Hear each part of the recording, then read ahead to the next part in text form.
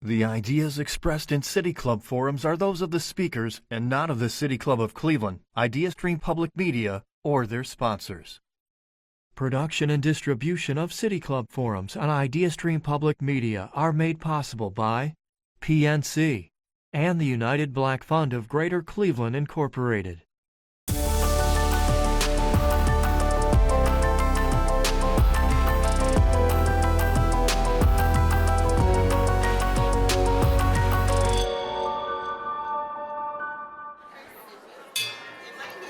Good afternoon, and welcome to the City Club of Cleveland, where we're devoted to conversations of consequence that help democracy thrive.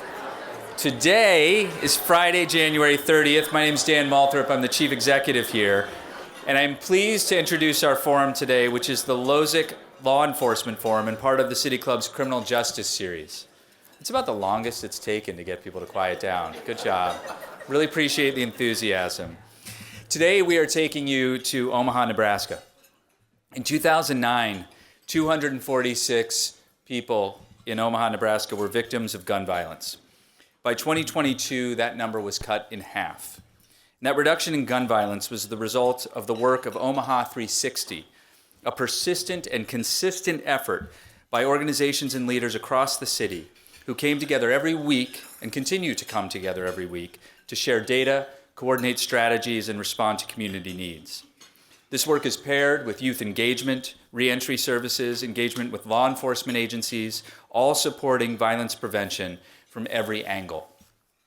On the stage with us, center stage, is Willie Barney. He's CEO and founder of Empower Omaha, which is a community building initiative that has grown from an idea and into a broad community-wide collaborative supporting efforts in education, workforce development, and housing, and they birthed Omaha 360.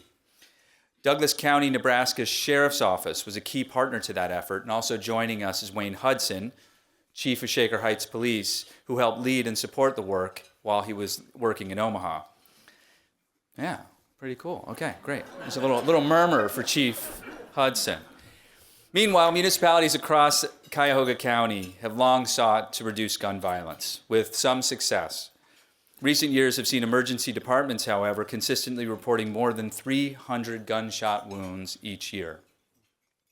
The Cuyahoga County Court of Common Pleas has recently created a new violence intervention program. County Executive Chris Ronayne recently appointed Maisha Watkins, our moderator today, as the administrator of the county's Office of Violence Prevention. It is an office of one, it should be noted. Maisha is a licensed social worker and violence prevention expert, and she spent years as the executive director for the Cleveland Peacemakers Alliance. Today we'll hear more about the Omaha 360 project, their successful violence intervention, and the lessons we may learn about community response and what that might look like here in Greater Cleveland.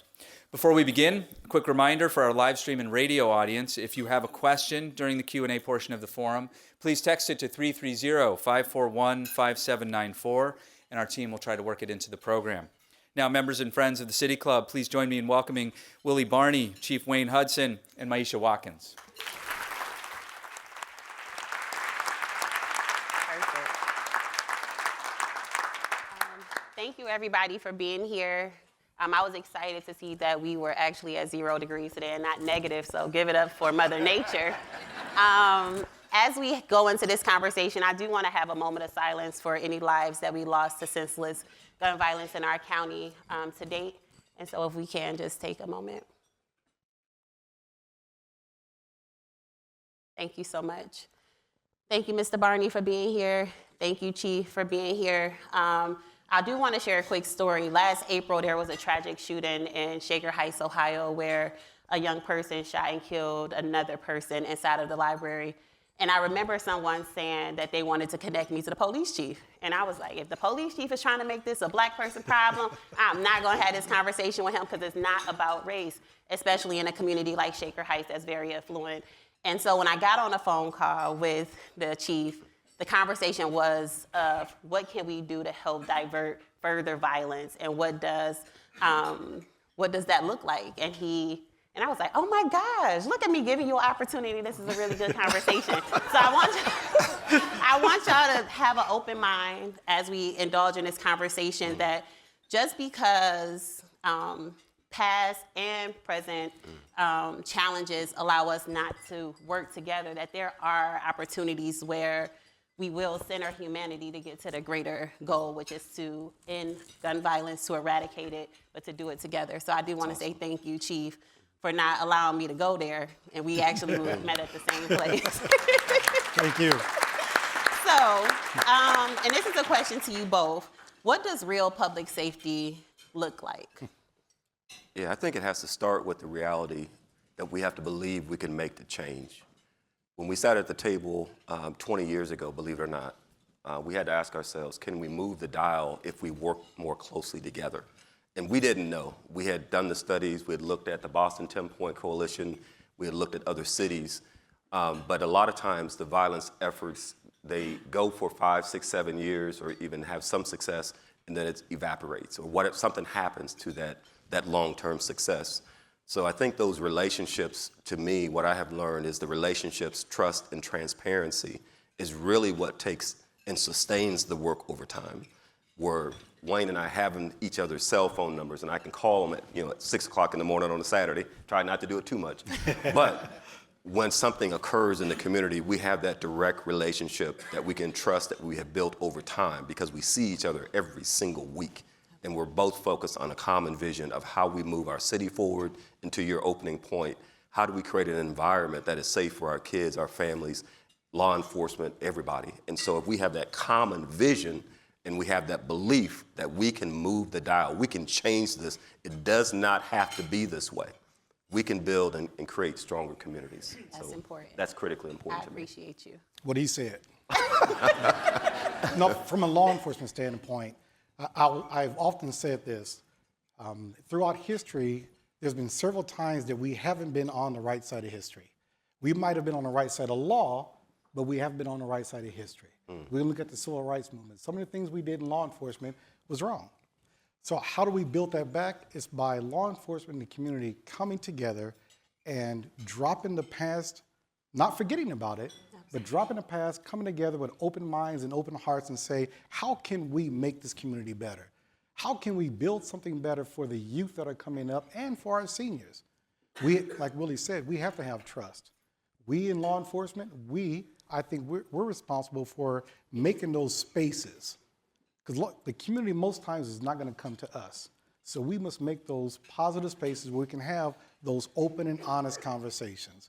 That's one thing that drew me to Shaker Heights is when I did my research when this job was open, I seen Shaker Heights is a little different city.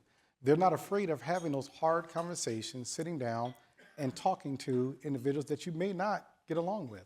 I often say this, it is hard to dehumanize someone when you're sitting across the table having a conversation. And that's the big thing with Omaha 360. Everybody's in one room.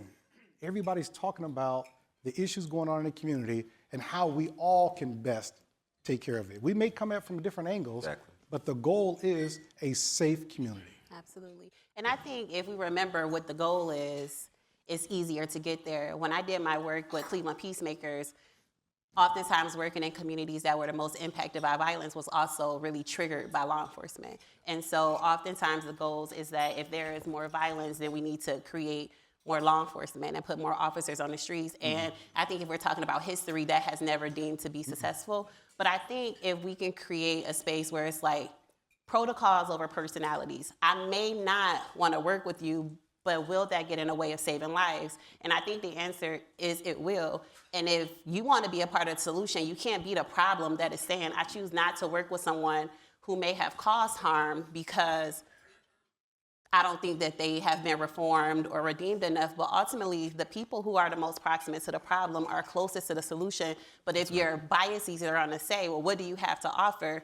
Then the trust cannot be there. So even with our conversations when developing Omaha 360, what people did you bring to the table? Because when you think about public safety, oftentimes we all think about law enforcement. But how do we bring the people back into public safety and have those conversations? Yeah, I think more so that we've now been working with 200 plus cities have contacted us. We just had our head down doing the work, 200 plus cities. 50 have come to see what we're doing in Omaha. And one of the things they ask is, okay, why is this so different? And it caused some pause and make me realize that, okay, obviously we didn't start here. when we first started, it was an African-American driven, how do we change what's happening in our communities from economics, employment, housing, revitalization. Obviously, we're all working hard, but we are not getting it done. If only 50% of our young people are graduating from high school, we are not getting it done. If we have 250 non-fatal shootings every single year, so how do we as an internal community, and that's the biggest flip for us is the community took ownership of this issue. It wasn't just a law enforcement issue that we point to them and say, you're the problem, you're the issue, why don't you fix this? It was the community had to take it on. And so as we built that community support internally, we came to the area of violence because just as we were getting ready, we had this big, great strategy of how we were gonna work together and change Omaha. Well, that summer, in 1 month, there were 35 shootings in one particular neighborhood. And so we said, there is no way that we can create the safe, thriving community that we want if our kids and our seniors are afraid just being in their own household or in their own neighborhood. So that's when we began to shift. And when we made that shift, okay, we're gonna need to sit down with the police department. And there were some people in our group that were like, we're not sitting down with the police department. What are you talking about? We said, no, there's 1,000 police officers out here every day in our community. How are we gonna address gun violence and not sit down and at least have a conversation to better understand what is actually going on? And some of the folks said, that's not for me. Then I had the conversation with, at that point, the deputy chief and the chief of police, and I said, I need you to come to this community forum to have a conversation about how we work together. And he looked at me and he said, no, thank you. I've been there, I'm always the issue, I'm the problem. I said, give us a chance to create a forum where we can have bold, productive conversations and strategically look at how we move together as a community. So we had to work both sides, and not everybody was ready, but we had to go with who was. And that's something I'll share with anybody. Don't wait on everybody. Because if you wait on everybody, you will never move. That's it. You gotta have a sense of urgency, go with who's ready, and have some successes. Eventually, others will come. So we started with 3, and now we have 500 plus organizations that are working consistently to reduce gun violence.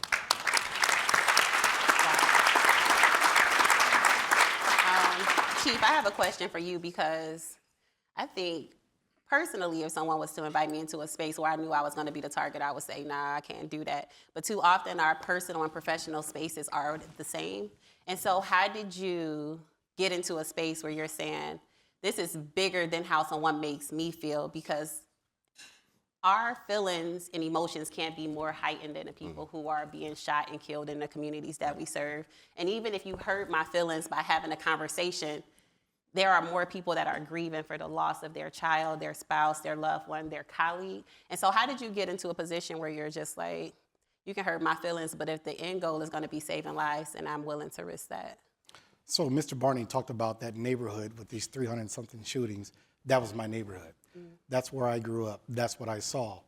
And I didn't want that for my community in Omaha, and I don't want that for community here. So to me, it's all about being genuine, building trust, and that's what I did in Omaha, is I would go into those spaces where I knew I wasn't wanted, okay? And I would do it in full uniform, because I want people to see the uniform and have that conversations and realize I'm from that neighborhood, I'm just like everybody else, it's just that I put this uniform on, okay? And I had different duties and responsibilities, but at the end of the day, we all want the same thing, and that is a safe community, a nonviolent community, a place where our kids can go out and about and have fun. So that's what I set out to do. But I'm gonna address one thing you said before. I'm gonna go back. We will never, ever arrest our way out of this problem. No way. We will never do it. We can add more cops, we can add more troopers, we can do all that, but we will never arrest our way out of this problem. We always gotta have our community partners. Always gotta have it. Can I lean into that a little bit? Yeah, absolutely. This is a conversation. Just through this work, I just want to pause for a minute, because I'm often the person that gets a chance to come and travel to different cities and share, but behind me is hundreds of people. Our chief of police, our mayor now, our elected officials, our city council, state senators. Just as important are folks with lived experience that are doing direct intervention in the middle of the night. The hospital, I heard the hospital systems, those doctors and nurses in the neighborhoods, in the schools, the teachers that are dealing with and having to go to the classroom and tell the young person that one of your classmates was shot last night. All those people are doing that work in alignment now. And through that process, what we learned by building that trust, our chief of police just 4 years ago, understanding that we could not arrest our way out of this, that we've got to address root cause, employment, education, entrepreneurship, housing. We took everything that we had learned and we went to the state to secure and make a proposal. In the midst of the chief of police and the police union testifying with us, the chief said, I would rather have 1,000 strategically placed jobs in this community than 1,000 more police officers. Yeah. And it changed the ballgame when the state senators and the governor and others started to hear that the chief of police was willing to say, I want to see this community thrive, and the way that we reduce violence is by investing in the community, not necessarily always arresting. You know what? Yeah. Y'all are dropping the mic up here. Hey, but one thing that with Omaha has, they have a police chief and his command staff that are really bought in. If you don't have a chief, you don't have the upper command that's bought in, it's not going to work, because as the chief go, it's how the troops will go. Absolutely. And I appreciate you both talking about like buy-in. Oftentimes when we talk about violence prevention, there are people, not in this room, but there are people that are saying, this doesn't impact me, so why should I care or why should I be invested?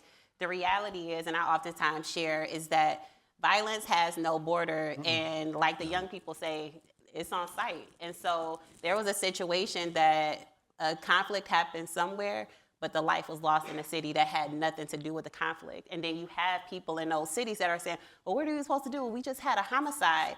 If we buy into a comprehensive strategy around how to address violence prevention, then we will have this network where I'm calling you at 6 a.m. to say, yo, somebody just got shot, and I don't want this to continue. What can we do collectively? And I really want to give kudos to our county exec for creating this office, because Cuyahoga County is huge and it's different.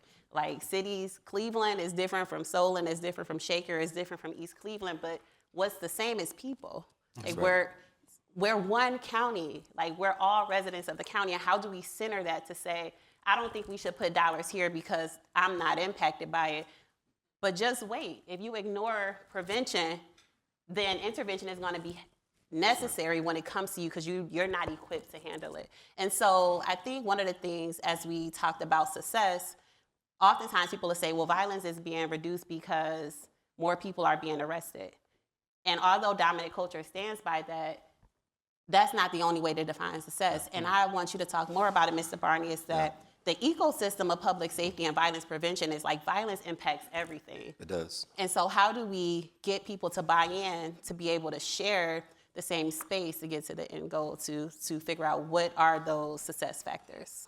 I think you got 3 different questions in there. It is. That I want to really answer. It's 12, 18. Because, I mean, not necessarily, but the different things that you hit on made me trigger few different things I want to make sure I try to get out there. Yeah. One is absolutely, you think about the impact that we can make by looking at, for example, let me get back. 360, it's collaboration, it's prevention, it's intervention. Yes, there is some enforcement, smaller, reentry, and support services. If you're going to have a comprehensive effort in a city, in a county, you have to look at that holistically.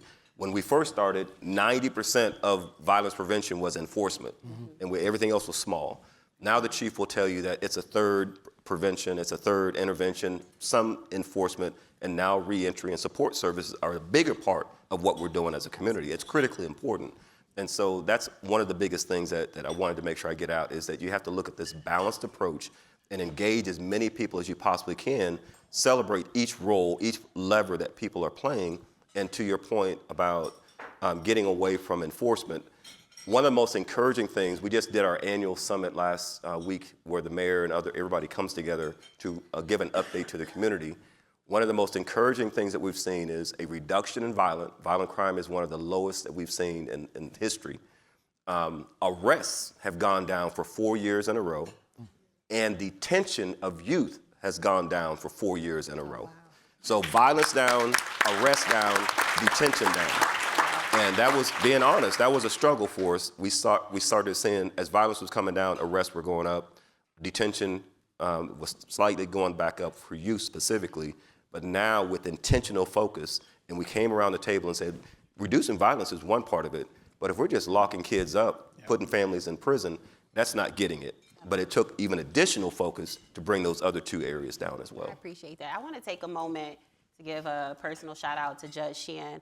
Through his program, the VIP program, Cleveland Peacemakers partner with the court, and it was a young person who got caught with the firearm, and Judge Sheehan gives like grace over guilt and a diversion opportunity.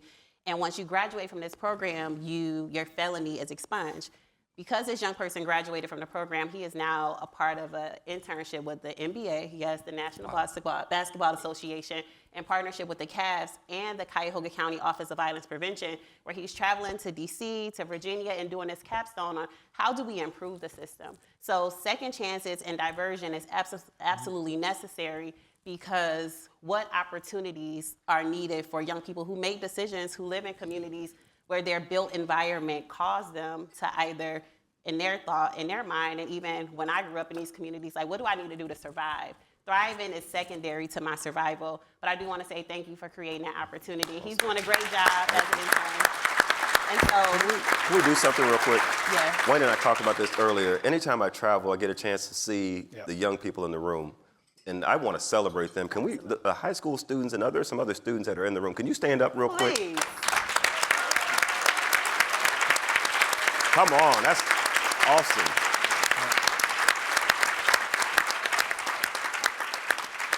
Thank you. It's so important that you are not only in the room, but you are part of the conversation. I talked to a few individuals, and Wayne knows this because he's deeply involved in youth, not only youth voice, but youth leadership, youth civic engagement. Our Youth 360 group, they go to city council, they go to the school board, they go to the state senate, and they share their ideas, because to your point earlier, those with lived experience that live closest to what's going on, I believe, have the solutions that need to be implemented. So I wanted to recognize and celebrate you all. I appreciate that. And I think it's important for young people to know, since we are able to give you a shout out, that the number one cause of premature death for all teens and kids in our country is gun violence. So to have you, yeah, I see your face, homeboy. Yes, that is crazy, right? Because it's preventable. It is. It's a preventable Yep, it disease. is. And the fact that the inability to handle conflict is causing not just young people, because the average shooter in our country is 27. So not to put blame on young people, but it's causing people to handle conflict with a firearm. And that does not need to happen. So I appreciate your face of shock, but we want to make sure that young people know this information, so that when you're faced with conflict, that your first mind isn't to go to violence, but it's to go to how do we de-escalate? How do I save my life, and how do I save the person who is beefing with me for no reason? Because you know it's always them. So back to you, Chief.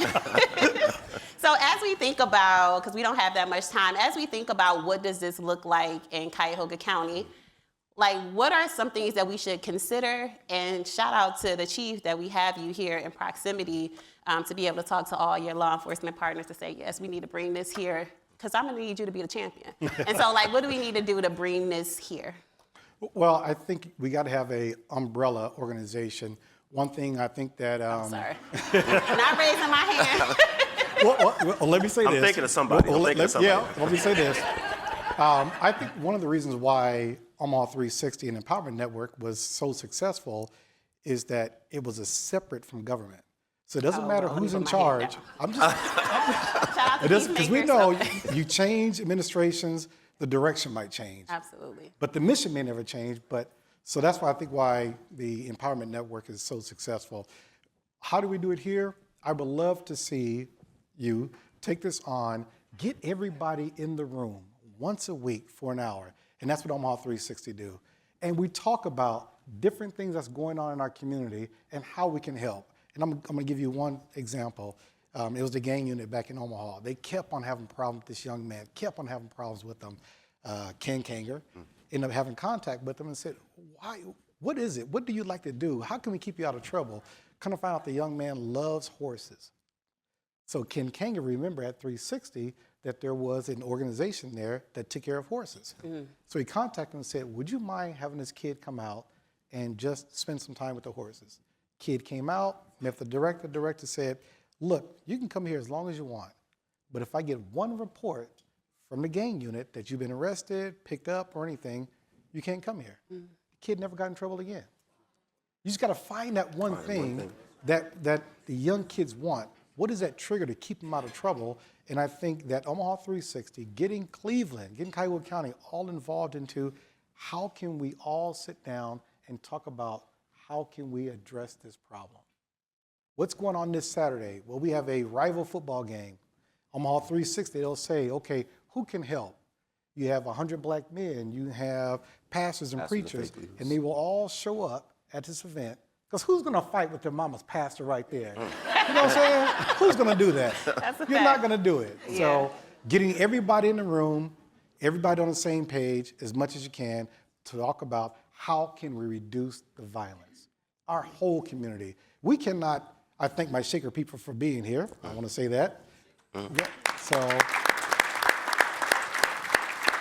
but just because we live on the outskirts of Cleveland, like Maisha said, crime doesn't stop. It travels across borders. We can't just push it to Cleveland, they'll push it back. No, let's all work together on this problem so we all have our community safer. Yes, and we have an amazing county sheriff that can Patel. Definitely help lead this with me because I'm calling them out. So, but I think it's really important what you mentioned, and I know we're going to get close to ending soon, but to your point of like, how do we decenter government and systems and put this in community? I'm a community person to my heart, and we have so many amazing community organizations here. But in order for community to take this charge, investment is necessary. Absolutely. This is not community service. This is community work, and it should be invested in. Yeah. And actually, as a line item in the public safety budget bill, that's another conversation to be moderated. And staffing. Yes, absolutely. Absolutely. So I think it's important that we think about how does this live outside of administration and systems, and then we just continue to support it. So shout out to the community organizations here throughout Northeast Ohio, because Akron is in the building too, that does this work. Moms Demand Action, we appreciate you all. And as we go into our last question, is that what were the challenges, like as you think back 20 years, like what has been the challenge? We know the success is you're prolonging life and saving lives, but what were the challenges initially? Initially or now? 20 years ago. Some of them are still there. 20 years into it.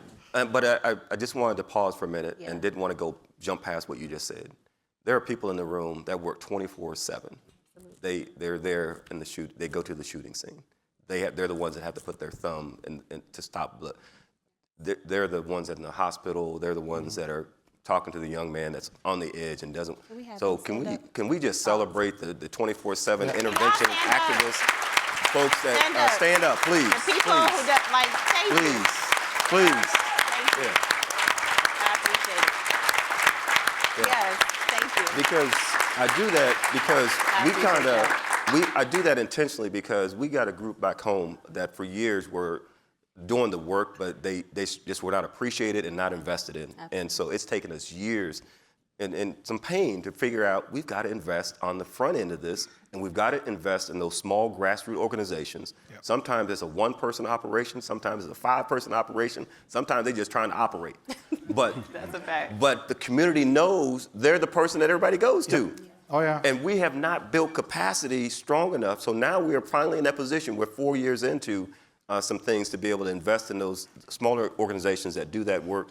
So I think that was an early lesson, but it's definitely a lesson that we had to revisit. Even after we saw the declines, then we started getting into the conflict more between smaller grassroots and the larger groups that seemed to get more of the resources, and law enforcement that seemed to have more of the resources. So we had to come back into it, and we switched from a social solution to an economic solution. Yes. And what we realized is that if once this area could be brought to a higher level of economic growth and opportunity, it would add $4 billion of economic activity to the whole region. So when we talk to the state senators and the governors and others, it would add $4 billion. Yeah. Not only is it the right thing to do, but it makes economic sense to do it as well.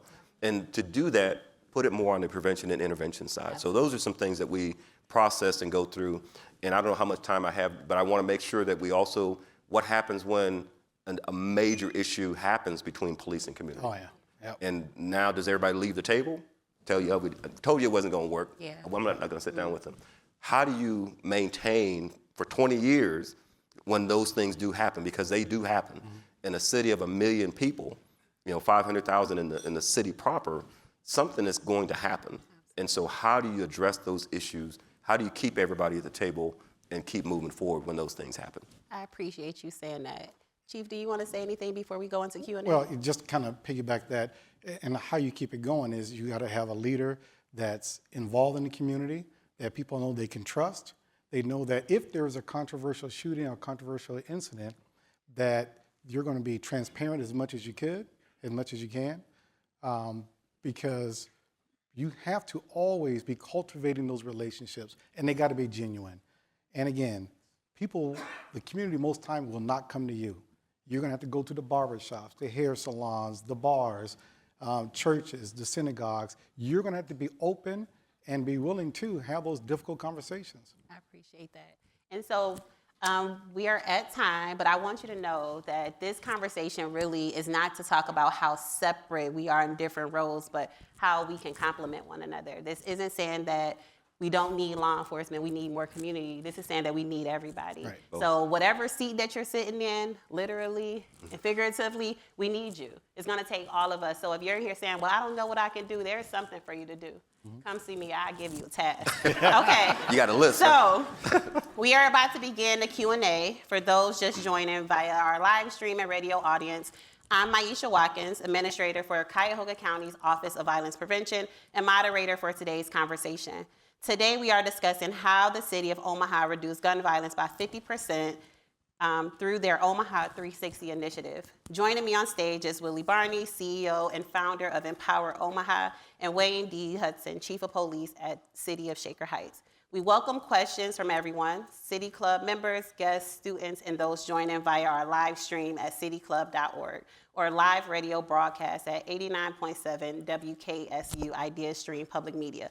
If you'd like to text a question, please text it to 330-541-5794. That's 330-541-5794. And City Club staff will try to work it into the program. May we have the first question, please? How do you handle the comments from residents that chide law enforcement and the judicial system for being light on crime, accusing judges and police for not removing supposed criminals from their communities when the system is instead offering intervention programs and wraparound support instead of prison? Gotcha. Yep. So let me start by saying this. First of all, they're not born criminals. There's situations, there's built environment, there's all kinds of stuff that create the environment for someone to. So by the time we're dealing with arresting somebody, there's a whole lot of stuff that's failed. A whole lot of stuff that's failed. And so that's the first thing, is we have to realize that every single person has gifts, potential, brilliance within them. So what are the things that we can do to help identify? They love horses, they love to cook. There's some other things that we can do. They need employment, first of all. When we talk to a lot of the young folks in our community that were involved in this, first thing, look, man, I've applied 100 times, will not get a response, can't get a job. I need to help pay bills at home. So when we started to shift our focus to how are we addressing the economic side of this, how are we addressing the built environment portion of this, that's where we put a lot of focus. Now, there are some individuals that we've given opportunities repetitively, and they have that time chosen not to go with that. That's where our enforcement friends have to be very focused on those individuals that are causing repeat issues. Now, we have support groups that are in detention and in the prison system that can work with them while they're getting that addressed. However, for the most part, a good friend of mine who's actually from Cleveland, Ben Gray, often told me, Willie, 98% of the folks we're talking about, if given the opportunity, they would choose something different. And so how do we make sure that we're doing that and we're balancing it out so it's not all arrests, it is really doing prevention and intervention on the front side. There's mad at and there's scared of, okay? For years, we tend to lock people that we were mad at, scared of.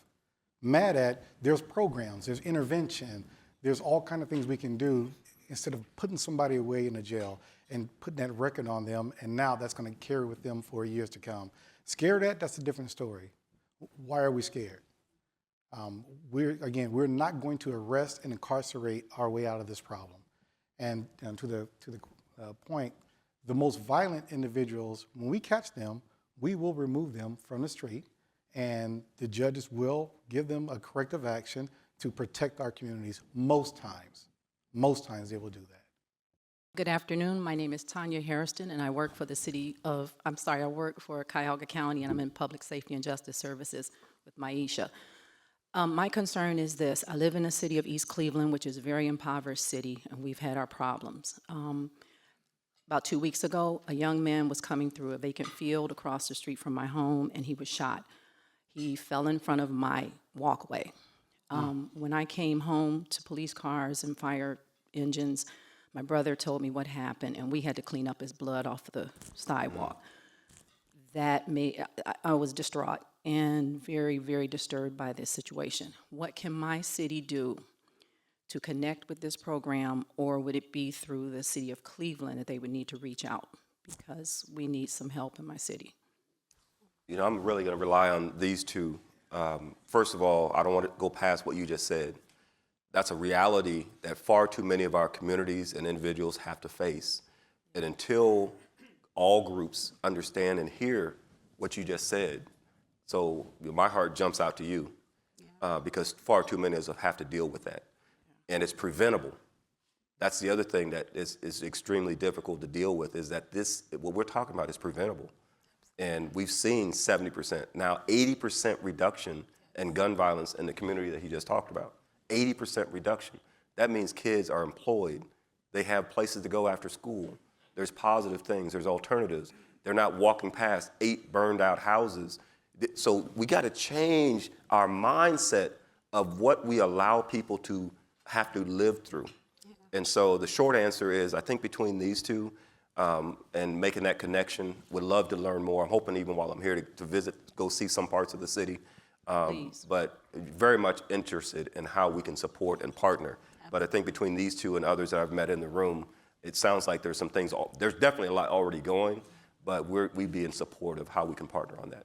I think, Tanya, to your point, with this Cuyahoga County Office of Violence Prevention and being able to go into different cities, in addition to Cleveland, is empowering local governments on what does it look like to have a violence prevention strategy. When I used to work at Cleveland Peacemakers, our team will seek out community organizations to clean up blood when shootings will happen in the homes or in the communities, because bodies, when you go to scenes where shots are fired, bodies are laying there under a white blanket. It's seeking through.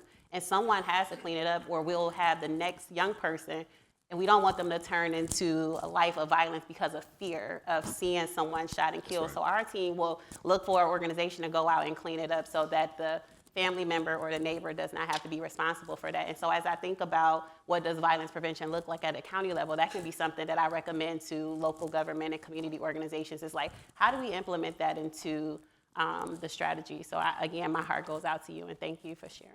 Well, please bring them to East Cleveland, since you used to live there. Yes, absolutely. Please. Shout out to EC.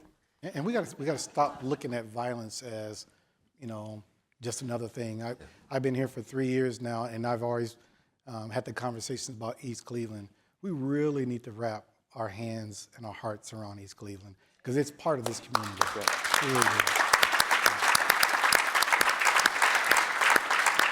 And let me emphasize, you said it before, Maisha, it's going to take some investment. Oh, yeah.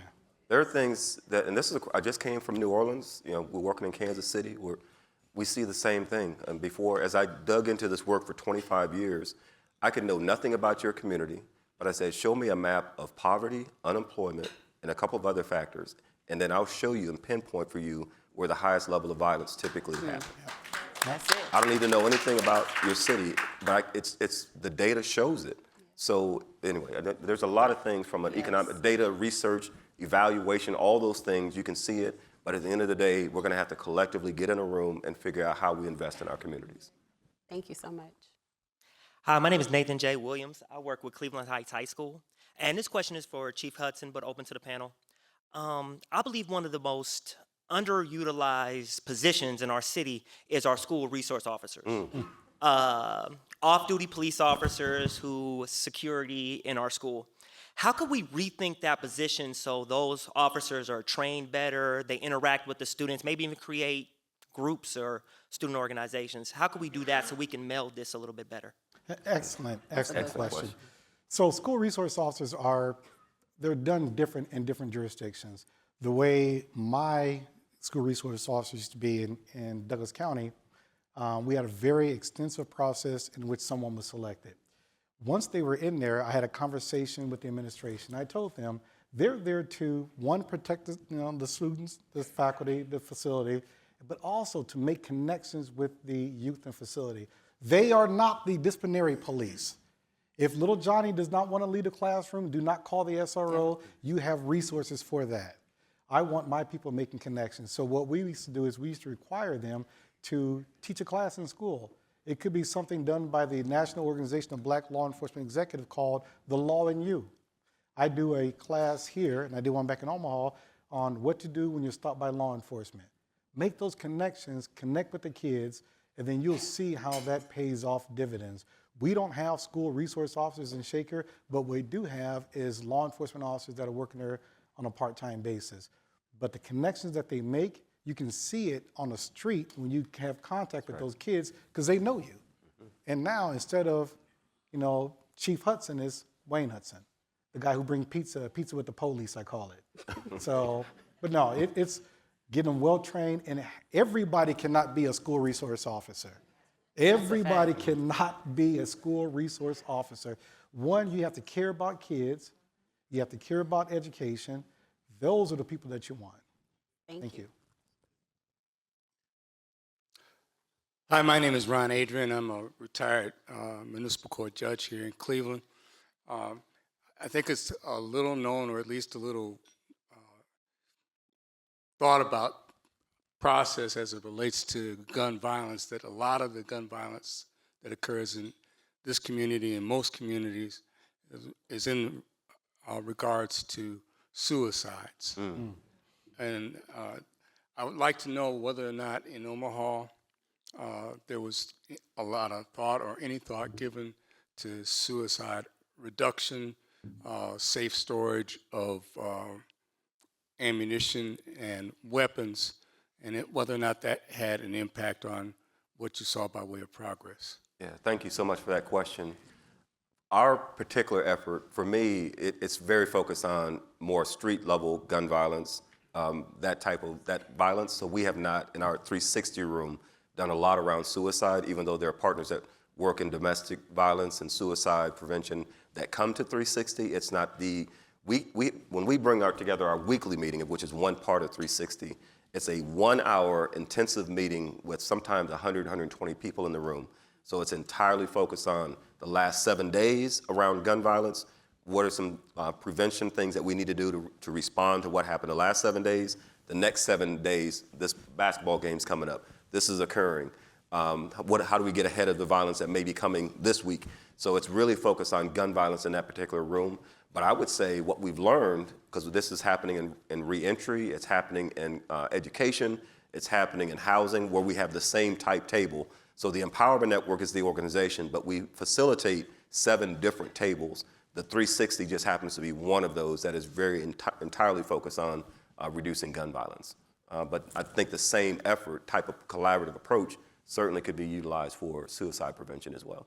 And Judge, if I can, County Councilman Hauser, he's not here, and our county exec, as well as the Academy of Medicine here and Moms Demand Action, they have all of these initiatives around safe storage throughout our county, where it's saying, even as we think about community violence, if I am being bullied at school and I know that my mom has a firearm at home, and then I can take this firearm and cause violence in community, or if I'm being bullied on the other end and no one's listening to me, I can also take this firearm and end my life. And so having safe storage through Moms Demand Action, county councilmen, our county exec, and community organizations, the Academy of Medicine, is that we've tried to distribute over 1,000 lock boxes throughout our county, with 215 of them going to East Cleveland.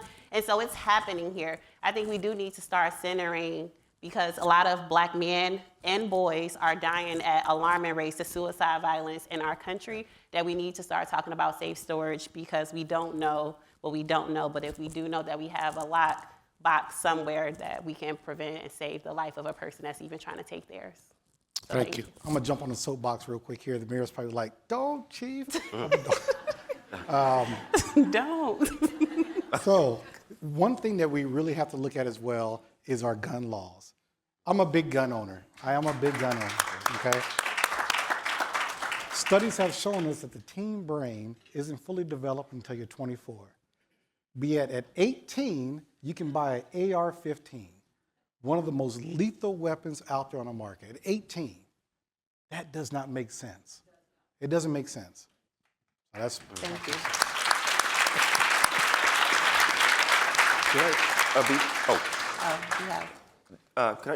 Something, I want to go back to the young man's question. There was another piece to that piece where this may feel like it sounds like soft on violence. I can tell you that in addition to violence coming down, arrests coming down, detention coming down, we also have for 3 years running 100% clearance rate when it comes to homicide. Oh, wow. And so that means that police and community are working together to solve those issues, and the issues are being solved. And so it's not either or, it is both. You have to be able to do both. And then you got to add in there, because Omaha Police, along with my agency, are both nationally accredited. So we have to do surveys to see what is the perception of the community about the services that we provide and how safe they feel. I know in Omaha Police and in Shaker, that survey came back real high, that the community feels that they are in a safe environment. A blessing. Okay, Jan Ridgway, and just a quick question. Has Omaha at any point during this period been under a federal consent decree? And if so, how has that meshed with your plans for reducing violence? Thank you for the question. We have not been under a federal decree. We have worked with cities that have. New Orleans just came out of one, but we've been working with them for about 3 years. But the same process that we went through to create a bottom-up community-based plan, sit down with law enforcement to figure out how we could work together. They've really honed in on the community-based portion of it, but Omaha has not been under the decree, not at all. Hi, thank you so much. My name is Vanessa Ho, and I'm a trauma surgeon at Metro Health. And I also run a research program, a violence prevention coalition with many community partners who are here in this room, including Maisha and Ms. Bell from MPAC.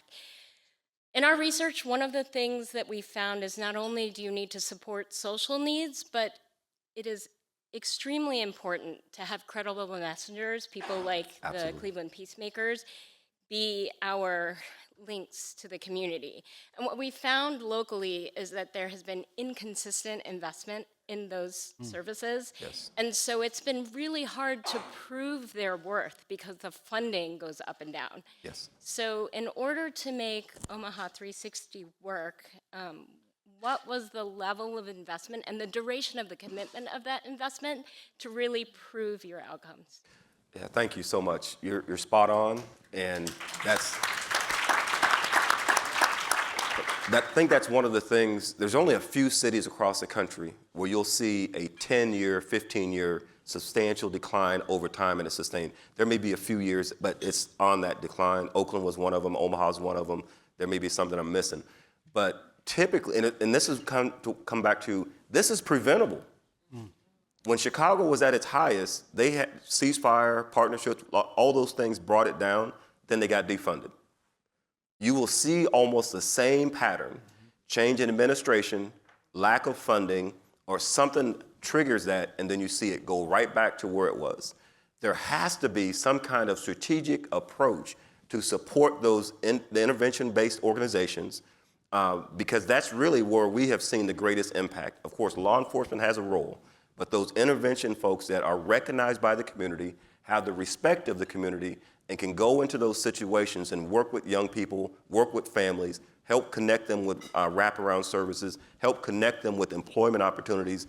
Those are the most effective in this fight that we have. And so there has to be strategic investment. Like I said, we struggled with that over time. We actually created a number of gang intervention organizations ourselves to help fill a gap. And each time there was something that happened so now we have a number of them. We have U-Turn that does great work. We have some individual smaller agencies. But we have just in the last 4 or 5 years been able to secure additional resources that are now we're on the upward trend of being able to sustain investment in those small grassroots organizations that are doing the work. If I can add, Live Free USA came to Cleveland a few years ago and said, in order to address the amount of violence that we experience here, a $10 million investment every year is necessary. And so when you think about one homicide costs taxpayers $1 million, and so the return on investment will absolutely happen just investing $10 million a year. Absolutely. And I'm going to jump real quick. Go ahead. A return on investment. So one thing that we know in law enforcement, what happens when school's out when it comes to crime and violence? It goes up, okay? One thing that the Empowerment Network do is they employ a lot of young kids in the community. They give them certain training, and they have certain organizations that will take these kids on for the summertime, and the kids get paid. So what's going on is then you'll see your crime rate for juveniles, it goes down. Because what's the old thing? Idle hands is a devil workshop. Kids have something to do. And shout out to YOU. It's our summer employment program here that does a really great job employing our young people. The data showed that summer was our lowest level of gun violence. That's a Because blessing. youth had employment and entrepreneurship opportunities and some money in their pocket. There you go. Period. Period. Drop the mic. My name is Tyler Wilson. I'm from Cleveland Heights High School. In my school district, gun violence is a prominent thing, among other things. In the schools, some of us are afraid of, gun threats and a lot of other stuff. How, as students and community members, how can we help minimize that fear, that anxiety? And that hurts my heart. I mean, Breaks my heart too. the only thing he should be worried about is his grades, not about gun violence. That's where your voice as a student is powerful. You stand up to your teacher, your administration saying, and your law enforcement officials and say, we want a change. We want a difference. We want to feel safe in our school. We want the violence out. And we're going to keep on demanding it until it's done. Your voice is more powerful than you think. Absolutely. It is. Yeah. Tyler, is his name Tyler? Tyler, I want to say thank you for asking that question too. As a parent of children who go to Cleveland Heights School District, I too have them same concerns. And so I just want to let you know that I'm here with you. You can always reach out to me. And if you need me to come and speak alongside you with your superintendent, I will be able to support you. And I'll be there with your chief. Can I do something real quick? Can everybody hear me? Say this with me. It's unacceptable. It's unacceptable. Say it like you mean it. It's unacceptable. That young man or anyone else in that school or any other school, we have to get that. Nobody moves until there's a sense of urgency. Yep. That's a fact. Nobody moves until there's a sense of urgency. And it becomes normal for us. And it's not normal. Nope. It's not. We can't allow somebody that has to go clean up blood from an incident in front of their house, or kids going to school because they're scared to go to school or not going to school. So that unacceptable piece has to hit us, and now we change. Now we come to the table even in a greater way, and everybody has a role to play. This is not just a certain group. This is something that everyone can help prevent. Absolutely. Thank you so much. We needed that. Turn us up. Hey, Vinny. Hey, my name is Vince Evans. I wear a lot of hats. I have one boss in the real world. Her name is Valencia Evans, my child. So, yeah, she run this. Everything I do is about her. So basically, I serve the communities of Cleveland, the impoverished communities of Cleveland. And you said, when I looked in the title of this, how you all reduce violence. One of our biggest challenges being community workers and trying to reduce violence is getting men involved, men from the community, young men, and men to step back up into these communities and say, enough is enough. This is my community. That's right. So my question is, how did you all in Omaha, if you all in Omaha, were able to get men, just the average men that go to work every day, that run businesses, how were you able to get them involved, to motivate them and let them see something? And one thing I do want to state, before I sit down, I want to state a simple fact, because you said a sense of urgency. From the year 2020 to the year 2024, in the city of Cleveland, there were 952 homicides. That's the city of Cleveland. Of those I ain't even got to the worst part. Out of those 952 homicides, 825 of them were African Americans. We make up 46% of the population, but 88% of the homicides, which is why men need to step up. It is a sense of urgency, and that is unacceptable. Absolutely. So my question again is, how were you all able to get men involved? And do you have any suggestions or strategies that can help us get young people involved in the process of their own upliftment? I love it. I love it. Absolutely. Yes. I know we're getting tight on time, but I want to make sure we connect, and you're absolutely right. say the grassroots, a lot of interventionists, a lot of them are men that we're working with, specifically black men. They have either small agency or just individual. We've helped them build capacity, actually create organizations. Some of them specialize in different things, but we've brought them to the table. There are other initiatives that are specifically reaching out to men in the community. So all of it is needed. And there are some things that we've done well. There's some things that we still are working on. But we've tried to align more of those entities, individuals, and show that, yes, you have to be a part of this. It impacts everybody. It absolutely impacts everybody. You got to reach out to fraternities. You got to reach out to different organizations. The 100 Black Men model, what they see is what they'll be. If they don't see us, strong black men in these positions, what are they seeing? What will they be? You got to reach out to all the organizations. You got to pull them in. I told people, are you mentoring the young man down the street? Nah, I'm too busy. Well, somebody's not too busy to mentor him, and he might be mentoring the wrong way. Absolutely. And they're right down the street from you. Yeah. So either you can be part of the solution or you can be part of the problem.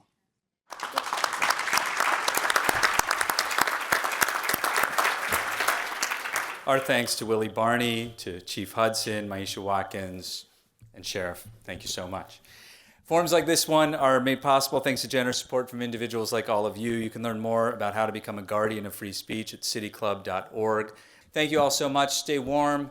Check in on any vulnerable people you know, please, this weekend. And we'll see you soon. Thank you. This forum is now adjourned. For information on upcoming speakers or for podcasts of the City Club, go to cityclub.org.